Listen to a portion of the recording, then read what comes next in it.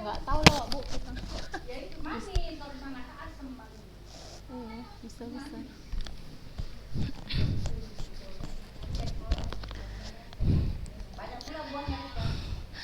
Bismillah. Assalamualaikum warahmatullahi wabarakatuh. Waalaikumsalam warahmatullahi wabarakatuh. Suaranya kok keluar? Alhamdulillahirabbil alamin wassalatu wassalamu ala asrofil anbiya'i wal mursalin wa ala alihi wa ashabihi ajmain. Amma ba'du. Alhamdulillah, segala puji syukur kita ucapkan kepada Allah Subhanahu wa taala yang mana pada pagi hari ini kita masih diberikan nikmat waktu, nikmat kesehatan untuk kembali melanjutkan pembelajaran kita. Selawat serta salam kita hadiahkan kepada junjungan kita Nabi besar Muhammad sallallahu alaihi wasallam. Semoga kelak kita mendapatkan syafaatnya di yaumil akhir. Ya, anak-anak ustazah kelas 7A dan B, apa kabarnya hari ini? Anak ustazah ini ada 23 orang. Sehat? Alhamdulillah sehat. Taqabbalallahu minna wa minkum ya anak-anak ustazah. Ya, kita sudah melewati liburan Idul Fitri ya. Ya, jadi begitu masuk kita belajar kembali dan kita akan menghadapi ujian praktek. Ya, anak-anak ustazah, kita langsung saja ya. Jadi materi kita waktu itu sudah sampai pada pola makan sehat, bergizi dan seimbang, ya kan? Jadi ustazah mau nanya nih, selama liburan ada nih murojaah mengulang pelajarannya atau terlena dengan liburan Idul Fitri? Nah, gimana? Adanya diulang-ulang pelajarannya? Ada nggak? Minggu depan kita udah ujian tulis, anak ustazah. Mulai tanggal 2 ya. Ada tidak? Hah? Iya, nggak ada yang bersuara, berarti nggak ada yang murojaah nih ya. Nggak ada yang bersuara. Ada ustazah, tidak ada ustazah, nggak ada kedengaran suaranya. Siapa yang ada mengulang pelajaran? Iya, diam semua, berarti nggak ada ya. Masya Allah, anak ustazah. Ya, ini anak ustazah ujian kenaikan kelas ya anak ustazah ya. Ustazah berharap prestasinya ada peningkatan tentunya ya. Jadi kalau tidak dari ya sekarang anak ustazah meroja atau dari waktu-waktu yang lalu anak ustazah mengulang pelajaran, bagaimana anak ustazah meningkat ya prestasinya ya anak ustazah. Jadi jangan terlena dengan liburan. Nanti habis ujian libur lagi anak ustazah. Jadi habis ujian libur sudah naik kelas 8. Nah, apa ada tidak yang membekas ya pelajaran selama 1 tahun ya, walaupun daring anak ustazah ya, harus ada yang membekas, harus ada yang melekat anak ustazah ya. Jadi nanti di kelas 8 juga semakin banyak lagi ilmu yang akan dipelajari ya. Baik anak ustazah, kita lanjut ya. Kita lanjut materi kita. Ustazah, di samping itu hari ini juga ustazah ingin memberikan bahan untuk ujian praktek anak ustazah. Nah, untuk ujian praktek ini terkait dengan pola makan sehat, bergizi dan seimbang. Nah, ustazah mau tanya nih. Mana tahu ada yang mau memberikan ide atau saran ujian praktek kita terkait dengan pola makan sehat? Ada yang mau memberikan ide apa ujian prakteknya? Ada yang memberikan ide? Ada? Kalau nggak ada, ya mungkin ustazah yang menentukan ya terkait pola makan sehat, bergizi dan seimbang. Atau ada yang mau memberikan saran? Nggak ada ide ustazah. Apa nih? Kalau kita tatap muka anak ustazah,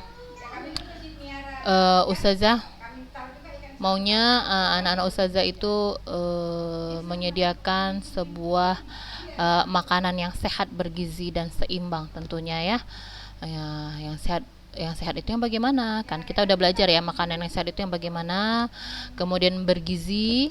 Nah, seimbang itu ditambah biasanya apa? Susu, ya kan? Atau biasa yang kita sering ingat dengan apa? 4 sehat 5 sempurna, ya kan? Makanan sehat, makanan yang tidak membahayakan, ya kan? Yang tidak membahayakan tubuh tentunya, ya, dan bisa menambah tubuh kita, pertumbuhan tubuh kita secara baik, bergizi, tentu mengandung banyak vitamin ya, mulai dari vitamin A sampai vitamin ya lengkap ya, A, B, C, D ya. Kemudian ada vitamin E, kemudian ada vitamin K lagi. Nah, itu makanan-makanan yang bergizi tentunya dan seimbang. Seimbang itu tentunya ya sesuai dengan porsi yang dibutuhkan tubuh kita dalam sehari-hari. Ya, anak ustazah ya. Jadi kita tidak kekurangan makan atau tidak kekurangan gizi ya. Nah, itu makanan yang sehat, bergizi dan seimbang. Apalagi ditambah dengan misalnya apa? Susu ya. Jadi kita sudah lazim mendengar bahwa ada istilah yang selalu menyebutkan 4 sehat 5 sempurna, ya kan? Nah, jadi di sini anak ustazah kita udah belajar tentang guna makan, ya, guna makanan. Ya, kemudian 6 macam zat gizi makanan itu ada 6 ya. Ini sudah ya anak ustazah ya. Apa itu 6 macam zat gizi makanan? Nah, ada hidrat arang atau karbohidrat, ada lemak, protein, mineral dan garam-garam, kemudian vitamin dan air. Nah, ini semua dibutuhkan oleh tubuh kita anak ustazah. Kita tidak boleh kekurangan, ya. Ini semua dibutuhkan oleh tubuh kita, ya. Nah, ini secara garis besar. Nah, di sini juga ada dilihat dari sudut ilmu gizi, makanan mempunyai 3 kegunaan: membangun dan memelihara tubuh, ya. Itu guna makanan, membangun dan memelihara tubuh kita. Jadi jangan sampai ya kita kekurangan makan. Nah, jadi anak ustazah, nah di masa pandemi ini terkadang banyak orang yang kesulitan makan. Nah, kita kalau masih punya makanan di rumah, masih selalu ada, nah itu kita bersyukur sekali. Nah, kita bisa makan untuk membangun daya tahan tubuh kita, untuk memelihara tubuh kita agar terhindar dari sakit. Nah, kita harus bersyukur. Jadi kita makan apa yang ada di rumah kita, ya. Terlebih-lebih lagi kalau itu lengkap, melengkapi ya, lengkap, sehat, kemudian bergizi, ya, lengkap mulai dari ada karbohidratnya, ya, ada lauk pauknya, ada buahnya, ya. Jadi alhamdulillah bersyukur. Tambah lagi kalau anak ustazah misalnya biasa minum susu, wah alhamdulillah sekali anak ustazah. Itu nikmat yang tak terhingga, ya. Kita masih bisa merasakan makan dengan makanan yang lengkap dan bergizi, ya.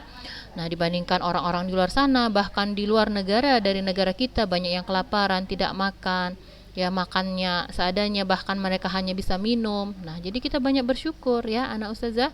Nah, jadi kita jaga kondisi tubuh kita, jangan sampai stamina kita menurun, kesehatan kita menurun, ya, apalagi di masa pandemi ini. Jadi sekarang anak ustazah pantang sekali kalau kita daya tahan tubuhnya menurun. Nah, itu yang gampang terserang penyakit atau gampang terserang virus ya, virus terutama virus corona. Jadi dijaga daya tahan tubuhnya. Nah, kemudian memberikan tenaga, ya, tentu memberi tenaga ya. Kita kalau nggak makan gimana? Ada tenaga nggak? Ya nggak ada, ya kan, pasti lemes. Nah, seperti itu. Nah, jadi suhu tubuh kita tuh harus tetap normal ya. Berapa? Lebih kurang 36 derajat ya. Itu suhu tubuh kita normalnya segitu anak ustazah. Kalau 37 itu ya sudah tidak normal, biasanya tergolong kepada apa? Demam ya. Demam. Biasanya karena kelelahan kah atau kurang makan kah? Ya, macam-macam anak ustazah ya. Kemudian mengatur proses faali tubuh. Faali tubuh itu ya, agar tubuh dapat berfungsi dengan baik ya, berbagai fungsi faali dalam tubuh harus diatur atau dikoordinasikan. Faali ini apa? Ya, yang ada pada tubuh kita ya. Pertumbuhan yang ada pada tubuh kita ya. Jadi dengan kita makan ya, fungsi-fungsi jaringan yang ada dalam tubuh kita, organ-organ tubuh kita itu ya bisa berfungsi dengan baik dan normal ya. Nah, pengaruh gizi terhadap kesehatan. Ini waktu itu sudah Ustazah jelaskan juga ya, anak Ustazah. Nah, nanti insya Allah Ustazah akan coba kasih kisi-kisi ya. Kalau sempat di sini, tapi ini saja hanya mengulang sedikit tentang materi kita dan Ustazah akan coba kasih tugas untuk ujian praktek ya anak Ustazah. Untuk kisi-kisi mungkin menyusul, jika tidak sempat di sini nanti Ustazah akan berikan di grup ya, di share lewat wali kelas. Ya. Jadi secara garis besar kita lihat di sini pengaruh gizi terhadap kesehatan. Jadi besar sekali pengaruhnya, ya kan? Besar sekali pengaruhnya. Nah, ini ada 10 pesan gizi seimbang. Nah, syukuri dan nikmati aneka ragam jenis makanan. Nah, itu anak Ustazah ya, kita banyak bersyukur ya kalau kita masih bisa menikmati semua aneka macam makanan. Tentunya anak Ustazah makan makanan yang sehat dan bergizi ya, seimbang. Seperti itu. Nah, jadi di sini banyak perubahan dalam tubuh akibat gizi salah ya. Ada 4 ini perubahannya ya. Ada pengurangan cadangan dalam tubuh kita, ada perubahan-perubahan biokimia, perubahan-perubahan fungsi, perubahan-perubahan anatonik. Nah, itu yang ada dalam tubuh kita kalau terjadi gizi salah ya. Pengaruh gizi terhadap daya kerja, daya tahan, pertumbuhan jasmani dan mental. Nah, itu juga pasti mempengaruhi anak Ustazah ya. Kalau kita kurang gizi, pasti belajar kita juga nggak semangat, lemes, nggak fokus. Nah, itu sangat mempengaruhi. Apalagi misalnya kalau pagi-pagi kita belum sarapan, jangankan sarapan, minum aja pun mungkin belum. Nah, itu pasti bawaannya lemes, nggak semangat ya. Jadi dibiasakan sarapan. Jadi sarapan itu kan nggak harus yang berat-berat anak Ustazah ya. Pokoknya perutnya terisi ya. Apakah minum air hangat ya, atau air madu hangat misalnya dengan roti, atau susu dengan roti ya kan, atau sarapan buah ya, pagi-pagi sarapan buah ya misalnya ya, karena dia bisa melancarkan pencernaan kita ya. Biasanya kalau pagi-pagi kita wajib BAB ya anak Ustazah ya, itu yang menandakan pencernaan kita lancar, bagus dan normal, itu biasanya wajib BAB. Nah, ditambah kita misalnya sarapan buah, nah itu akan mempelancar proses pembuangan ya. Jadi pencernaan kita lancar seperti itu. Ya anak Ustazah, jadi di sini banyak sekali pengaruh gizi terhadap daya tahan tubuh ya, tentu mempengaruhi semuanya ya. Nah, kemudian kita lihat sini arti makanan sehat. Nah, ini kalau nggak salah sudah ya minggu lalu ya, arti makanan sehat.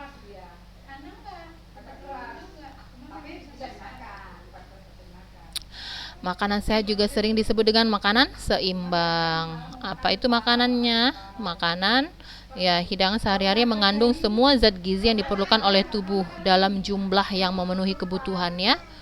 Nah, itu dia makanan sehat seimbang, makanan ya sehari-hari yang mengandung semua zat gizi ya yang diperlukan tubuh kita. Nah, itu makanan sehat dan seimbang ya, diperlukan tubuh dan menyehatkan ya, tidak menyebabkan sakit. Nah, seperti itu. Guna zat gizi di sini ya, sesuai dengan fungsinya, zat gizi dapat digolongkan menjadi 3 ya. Zat tenaga. Nah, zat tenaga ini terdapat pada hidrat arang, lemak dan protein. Zat pembangun, nah itu ada protein, mineral. Kemudian zat pengatur ada vitamin, mineral, protein dan air. Nah, ini semua dibutuhkan oleh tubuh kita. Ya anak Ustazah, untuk hidrat arang ini apa? Anak Ustazah bisa baca ya, secara garis besar di sini.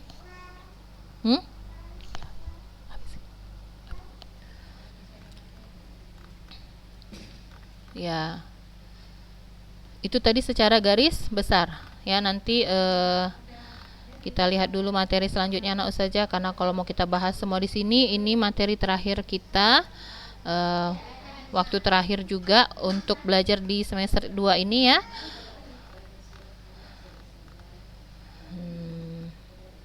Nah, di sini ada fungsi dan sumber zat mineral. Nah, ini anak Ustazah baca ya. Di sini kan macam-macam zat mineral ada, fungsi dalam tubuh kita, apa fungsinya, kemudian bahan makanan dan sumber zat mineral ya. ini terdapat pada makanan apa saja? Anak ustazah tahu, ya. Jadi anak ustazah bisa baca ini, kemudian bisa diamalkan, ya. Jadi misalnya kalsium, kita nggak boleh kekurangan kalsium, ya. Itu yang bisa menyebabkan anemia, kekurangan kekurangan kalsium juga bisa menyebabkan apa, anak ustazah? Nah, pengkeroposan tulang, ya, pengkeroposan tulang, gigi. Nah, bisa juga kekurangan darah nanti, ya, anak ustazah. Nah, ini banyak terdapat pada ikan, ya, susu ikan, kemudian kacang-kacangan. Nah, sayur-sayuran hijau. Nah, di sini nanti anak ustazah selanjutnya bisa baca, ya, fosfor, ya, sulfur, besi, yodium. Nah, apa fungsinya, terdapat pada makanan apa, ya, anak ustazah. Nah, kemudian ini ada vitamin, ya, bisa ya dibaca, ya. Jadi ustazah berharap buku elektroniknya, ya, jangan dihapus, ya, dari HP. Jadi bisa dibaca-baca dan diulang-ulang untuk persiapan ujian, ya, anak ustazah. Waktu kita memang enggak banyak, ya. Jadi untuk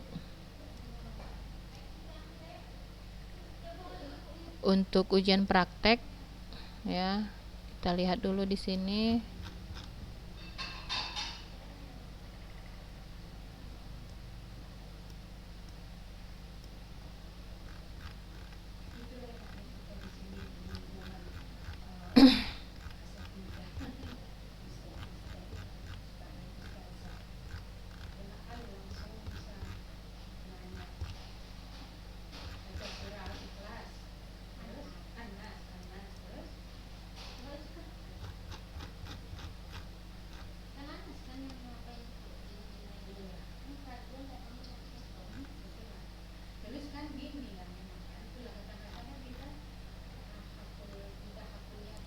Nah, ini anak ustazah, perhatikan, ini di buku, ya, anak ustazah. Ustazah ambil dari buku saja, halaman 308. 308 di sini ada penilaian unjuk kerja. Perhatikan anak ustazah, ya, untuk ujian praktek kita. Penilaian unjuk kerja, ya, halaman 308. Nah, ustazah mau ambil yang poin 2. Lihat yang poin 2. Hansa, perhatikan dulu Hansa. Ya, anak ustazah, lihat poin yang nomor 2. Semuanya perhatikan, ya. Ya, presentasikan cara menerapkan pola makan sehat, bergizi dan seimbang. Unsur-unsur yang dinilai adalah kesempurnaan dalam mempresentasikan materi tentang pola makan sehat, bergizi dan seimbang. Nah, ini yang mau ustazah ujian praktek, ya. Bahan ujian praktek anak ustazah. Tahu maksudnya presentasi kan? Tahu nggak? Siapa yang tahu? Presentasikan maksudnya tahu?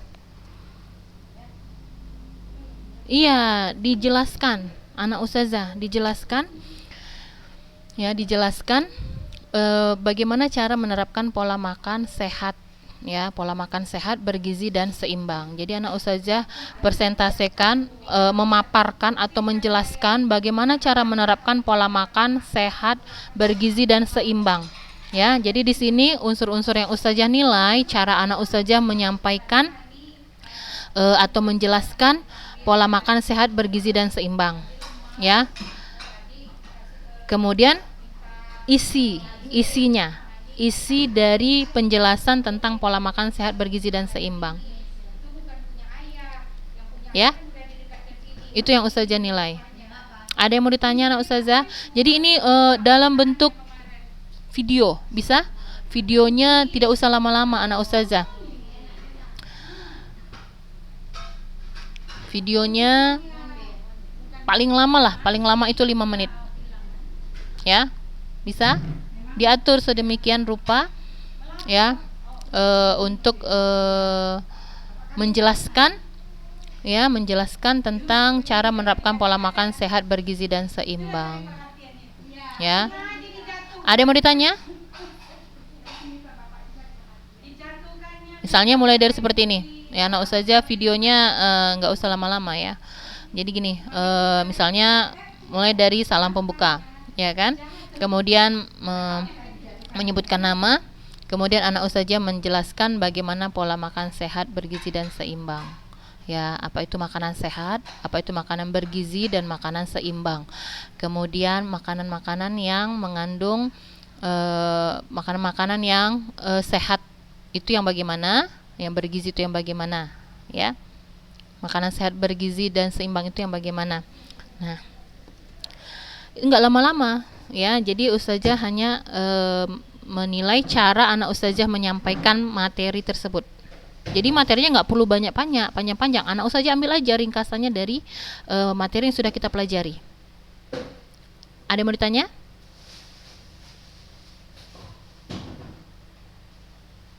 Ada yang mau ditanya anak ustazah? Kalau nggak ngerti tanya aja. Masih ada waktu 5 menit lagi ya.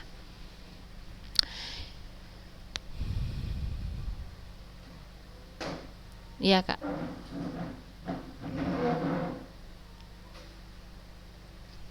Coba suaranya kuat. Suaranya kuat.